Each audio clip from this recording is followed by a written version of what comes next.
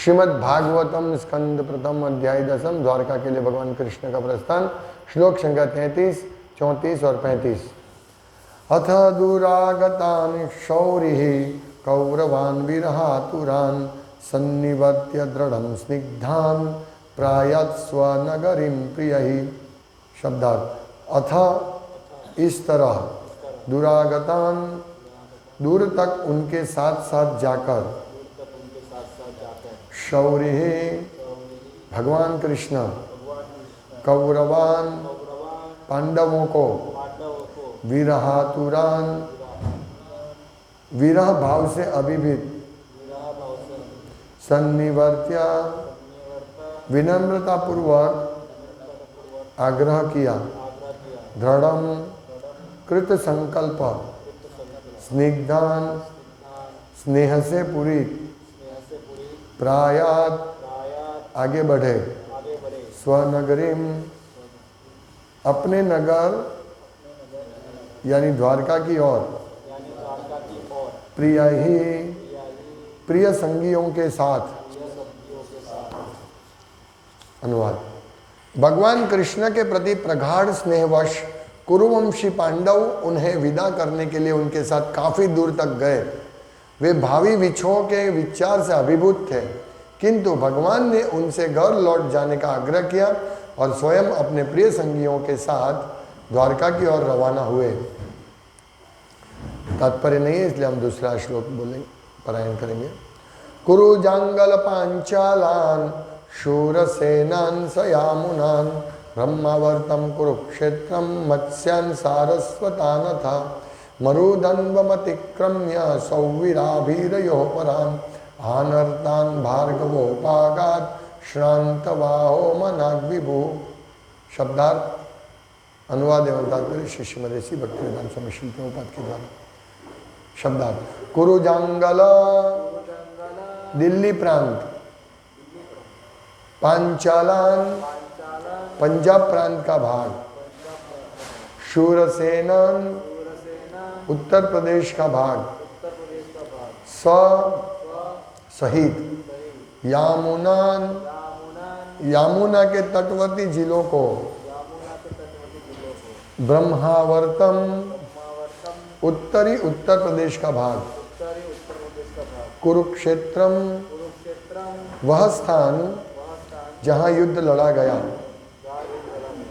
मत्स्यान मत्स्य प्रांत, सारस्वतान पंजाब का एक हिस्सा, अथ इत्यादि,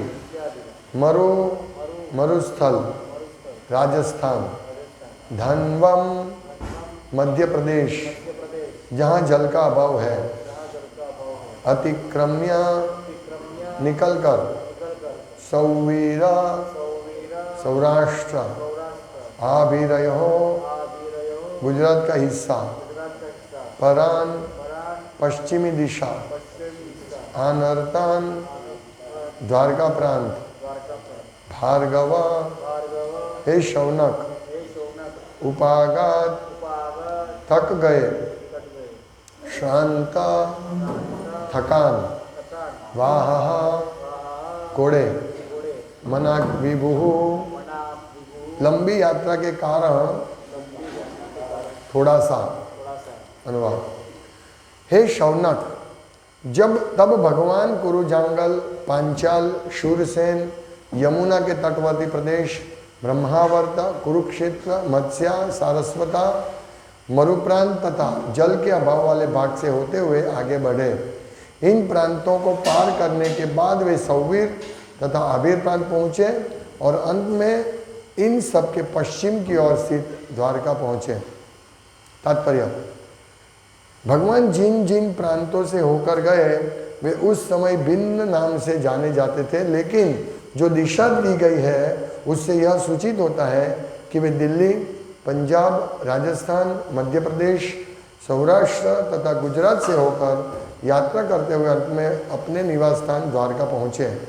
हमें उन दिनों से आज तक इन प्रांतों के समानार्थी प्रांतों के नाम ढूंढने से कोई लाभ नहीं मिलने वाला, लेकिन ऐसा प्रतीत होता है कि 5000 वर्ष पूर्व भी राजस्थान का मरुस्थल तथा मध्य प्रदेश जैसे जल के अभाव वाले प्रांत विद्यमान थे।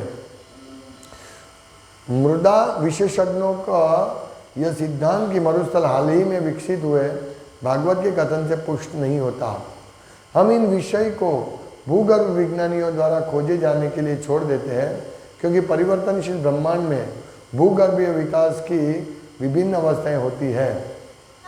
हमें प्रसन्नता है कि भगवान अब कुरु प्रांत से अपने निजी प्रांत द्वारका धाम में पहुंच गए थे। कुरुक्षेत्र वैदिक काल से विद्यमान है, अतः जब व्याख्याकार कुरुक्षेत्र के अस्तित्व को नकारते हैं तो यह उनकी निरी मूर्खता प्रतीत होती है।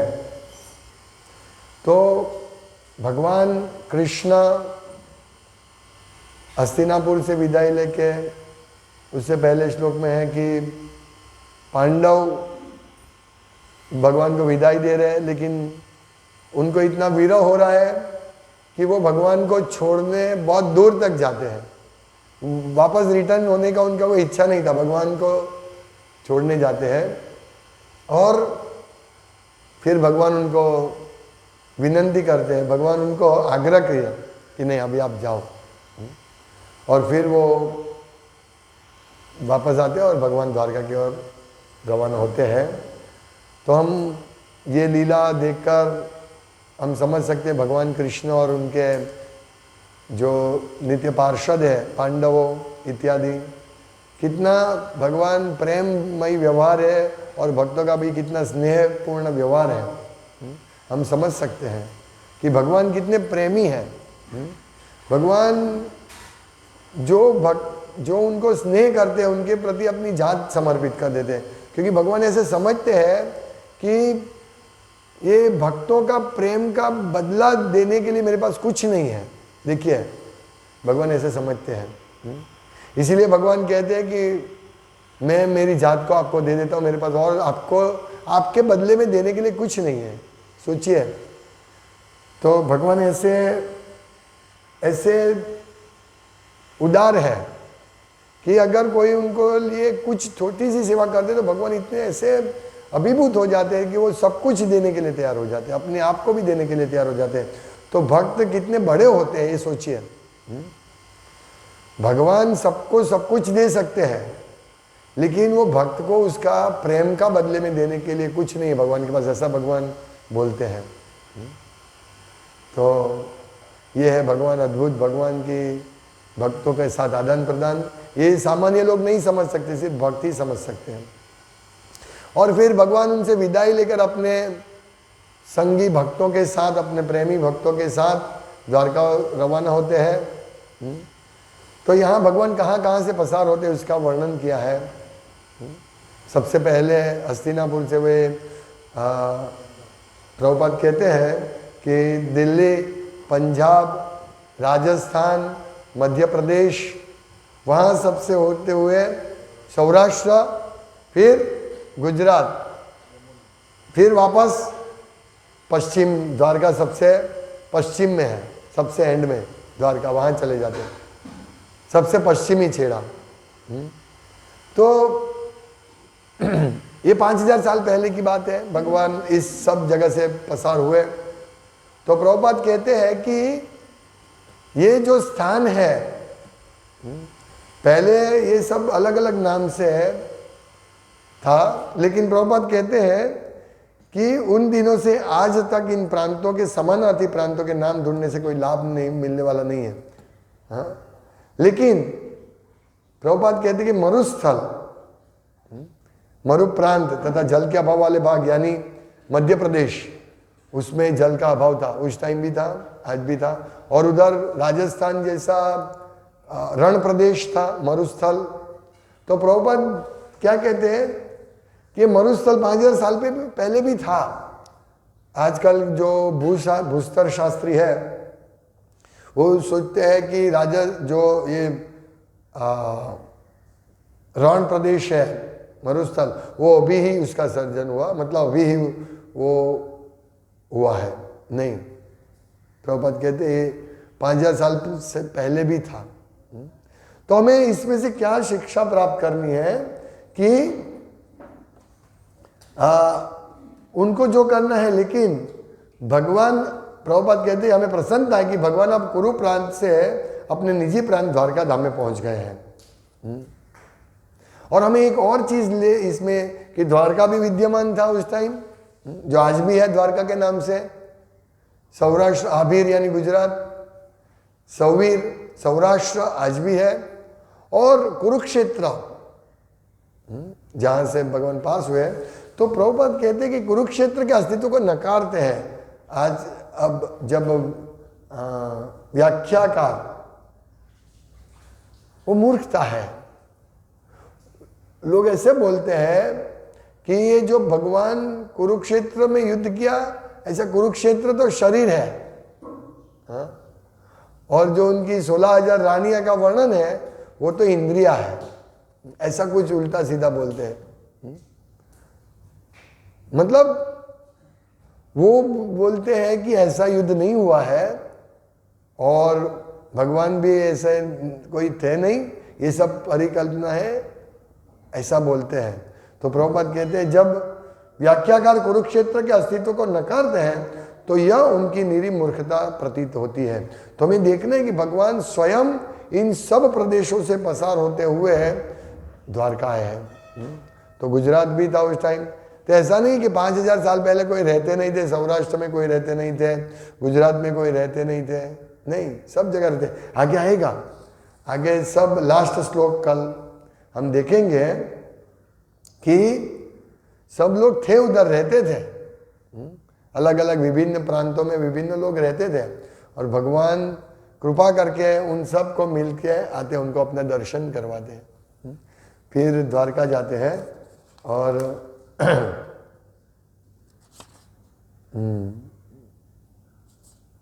तो ये सब प्रांत से पसार हुए। तो हमें देखना है कि ये जो भागवतम की बातें हैं, कोई उपजाई हुई, किसी ने लिखा हुआ ये बातें नहीं है। ऐसा इतना कौन लिख सकता है? ये सब घटना सत्य है।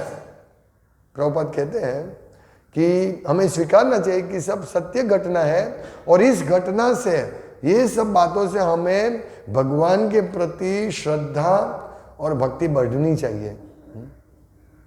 जैसे यहाँ लिखते हैं कि भगवान जब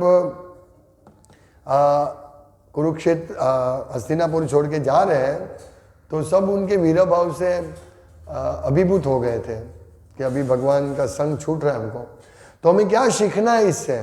हमें ये नहीं सीखना है कि नहीं नहीं ऐसा कुछ नहीं था। हमें वास्तव में इसका स्मरण करना चाहिए कि जिस प्रकार पांडवों के साथ भगवान थे, इतने कितने दिनों तक, कितने महीनों तक थे। पांडवों खाते बैठते थे, सोते थे, उनके साथ मजाक मस्ती करते थे भगवान कृष्ण के साथ, और गंभीरता से बातें भी करते थे।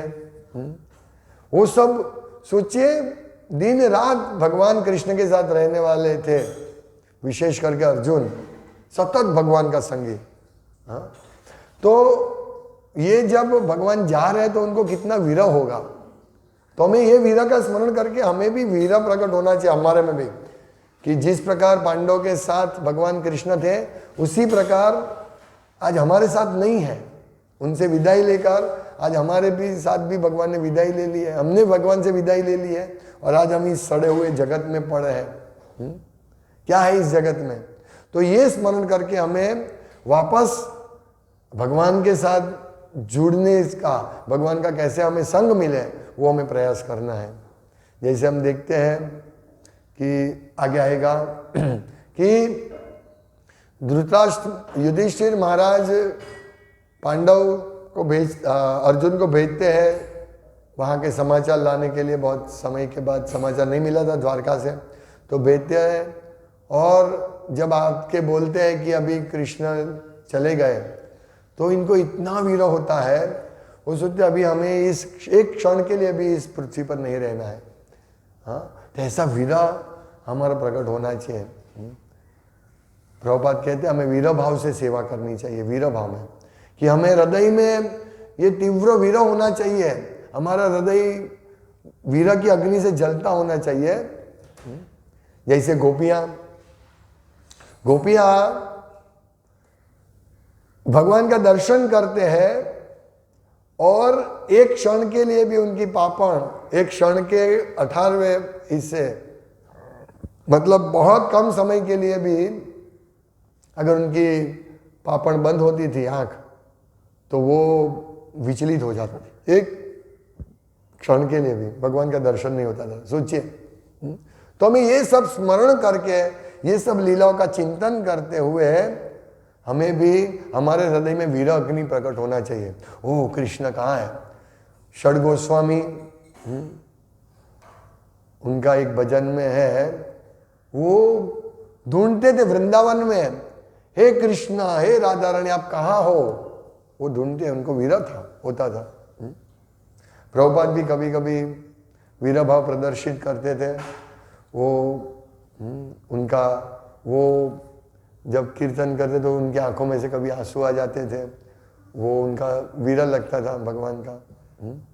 तो इस प्रकार, हालांकि वो सतत भगवान के साथ संपर्क में थे, साक्षात कृष्ण उनके साथ बात करते थे, साक्षात प्रभुपाद के साथ। तो सोचिए, हमारे साथ भी भगवान बात करते थे बहुत बहुत बहुत समय पहले लेकिन हम भूल गए हैं।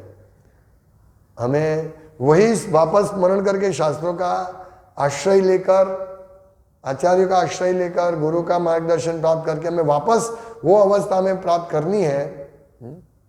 नहीं तो जो बहुत मूर्ख है, निजी मूर्ख, निरी मूर्ख जो है, वो सोचते हैं कि ऐसा कुछ नहीं था, कुरुक्षेत्र कुछ नहीं था, भगवान कुछ नहीं थे। ये निरी बिल्कुल लंपट है, मूर्ख है, एक नंबर के मूर्ख है, जो सोचते हैं कुछ नहीं था। जब उनको पूछा जाए कंट्रोलर कौन है, कोई नहीं, अपने आप ऐसे चलता है। साइंस बोलता है कि अपने आप चलता है। बिग बैंग थियरी, साइंस बोलता है कि बिग बैंग थियरी, एक धमाका हुआ और फिर सब सर्जन हो गया।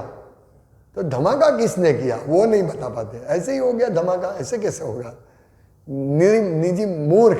पहले ऐसा कोई भगवान कुछ नहीं थे, द्वारका वर्का कुछ नहीं था, ये सब उपजाया है। कुरुक्षेत्र कुछ नहीं था, ये युद्ध, ऐसे कुरुक्षेत्र में करोड़ों लोग कैसे मर सकते हैं?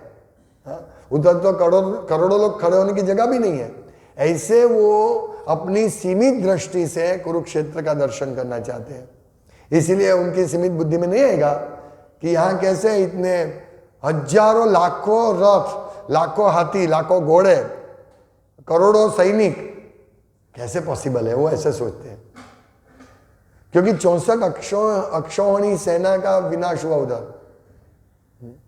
64 करोड़ लोग से ज्यादा। तो ऐसे 64 करोड़ लोग कैसे हो सकते हैं? 64 करोड़, पूरे भारत की बस्ती 130 करोड़ है, तो उससे आधी बस्ती उधर एक छोटे से कुरुक्षेत्र में कैसे आ गए? वैसे सोच सकते हैं क्योंकि उनको तो सब अपनी इंद्रियों से देखना है। हमारी इंद्रिय से कुरुक्षेत्र नहीं देख सकते वो यहाँ, क्योंकि श्रीमद् भागवतम में वर्णन है, भगवत गीता में वर्णन है कि कुरुक्षेत्र में सब धर्म क्षेत्र कुरुक्षेत्र समवेता युयुत्सव, सब इकट्ठे हुए थे। भगवत गीता का वर्णन है। तो भक्त स्वीकारते, यस, क्योंकि भक्त मूर्ख नहीं है, मूर्ख लोग नहीं स्वीकारेंगे। जैसे प्रभुपाद कहते हैं कि जब व्याख्याकार कुरुक्षेत्र के अस्तित्व को नकारते हैं तो यह उनकी निरी मूर्खता प्रतीत होती है। कुरुक्षेत्र वैदिक काल से विद्यमान है, 5000 साल पहले से ब्रह्मा जी ने भी यज्ञ किया था, यज्ञ स्थल था कुरुक्षेत्र।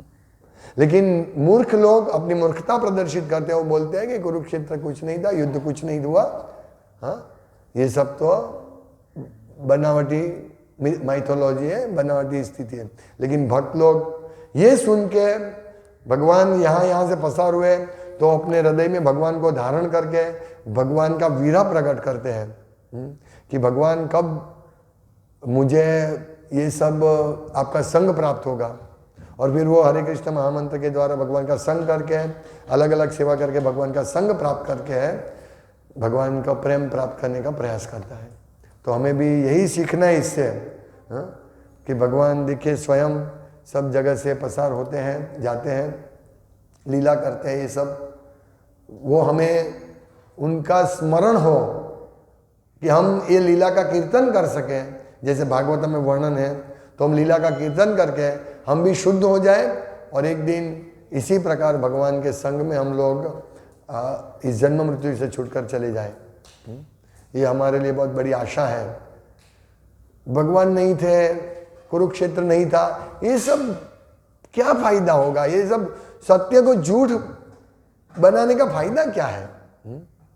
समझ में नहीं आ रहा है। लेकिन इतने मूर्ख है, ये मूर्खता है ना। हाँ? अभी मैं यहां हूं, थोड़े समय के बाद मेरा मृत्यु हो जाएगा, तो कोई बोलेगा नहीं ऐसा कोई व्यक्ति नहीं था। अरे भाई मैं था, देखने वाले ने देखा है। हाँ? ऐसे भगवान को जिन्होंने देखा है उन्होंने ये वर्णन किया है। ये कोई ऐसे ही थोड़ी अपने आप जैसे पिक्चर का स्टोरी लिखते हैं, नाटक का स्टोरी लिखते हैं, ऐसे थोड़ी लिखा है।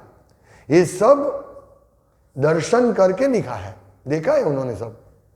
तो ये मूर्ख लोग हैं जो भागवतम, जो जिनके पास बहुत मूड़ी नहीं है, वो भिखारी है।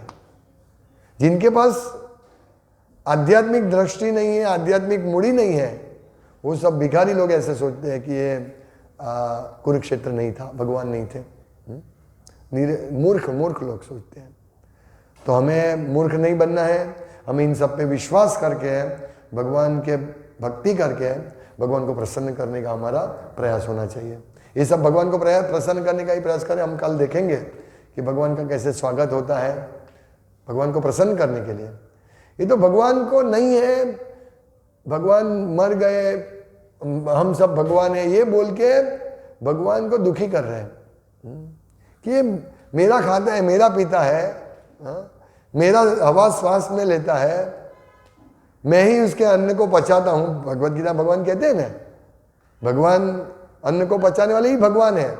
सब जगह अंदर बाहर से भगवान मदद कर रहे हैं और फिर बोलते हैं भगवान भगवान कुछ नहीं है। ये मूर्खता है। जैसे हम लोगों को हर रोज प्रसाद मिलता है, तो हम सोचते हैं ये लोग किसने प्रसाद दिया? ये कोई नहीं, अपने आप बन गया। कोई मैं कोई मानता नहीं हूं, मैं तो इधर आया देखा तो प्रसाद रेडी था। हाँ, ये तो अपने आप बन गया, ये कोई मैं मानता नहीं हूं। या हम बोले हम उसको तिरस्कार करेंगे, किसी ने नहीं बनाया, तो कैसा लगेगा प्रसाद बनाने वाले को कि हमने बनाया है भाई, ये माला हमने बनाई है। हाँ? और बोले ये माला अपने आप आ गई। तो मूर्खता है ना। ऐसे ही नरे मूर्ख है वो लोग कि जो ऐसा सोचते हैं कि भगवान नहीं थे। हाँ? तो भगवान को बुरा लगता है ना, मेरा खाते हैं, मेरा पीते और मेरा ही विरोध करते हैं। चलो खाया पिया कुछ नहीं बोला ठीक है, लेकिन विरोध करते हैं। भगवान आजकल भगवान को मानने वाले कम हो रहे हैं। क्यों? भगवान कृष्ण ही, हमारे बहुत दाढ़ी वाले भगवान है, उनको हम मानेंगे। तो ये भगवान का खा पी के, हाँ, जो दाढ़ी वाला है वो भी भगवान का खाता है। अगर भगवान नहीं देगा तो भूखा रहना पड़ेगा। तो ऐसे भगवान का विरोध करने, फिर उनको क्या करना पड़ेगा मालूम है? उपवास करना पड़ता है। देखिए जो भगवान को नहीं मानते हैं उनको पानी पिए बिना उपवास करना, वो सोचते हैं कि हम बहुत बड़ा भक्ति कर रहे हैं, तो उनको पानी नहीं मिलता है, वो 10 दिन 12 दिन उपवास करते हैं। ऐसे लोग हैं जो भगवान का विरोध करते हैं, उनको उपवास करना पड़ता है। और जो भगवान को मानते हो वो एकादशी में भी अच्छा उनको खाना मिलता है, उनको उपवास नहीं करना पड़ता है, क्योंकि भगवान देते हैं, लो तुम खाओ, तुम मानते हो कि मैं सब दे रहा हूं। देखो कितना बड़ी बात है। भगवान के बेटे होते हैं जो, अरे अपने बेटे होते हैं वो हमारा विरोध करते हैं, तो जाओ तुम सड़ो, फिर भी पिता उसको ध्यान रखता है। लेकिन वो मानता ही नहीं है, पिता के साथ उनका व्यवहार ही नहीं है, कैसा होगा? तो ये स्पष्ट बात है, एक छोटा बच्चा समझ जाएगा कि भाई ये जो हम खाना पीना खाते हैं, कोई बनाते हैं, कोई उगाते हैं, तो उगाता है, खेडूत उगाता है, लेकिन आता कहाँ से है?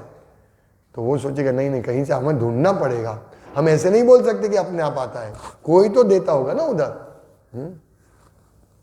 जैसे माँ बाप कभी बेटे के उस तकिया के नीचे गिफ्ट रख देता है, बेटा सुबह उठ के दिखता है, ओ गिफ्ट आ गया, हाँ अपने आप आ गया, वो ऐसा सोचेगा।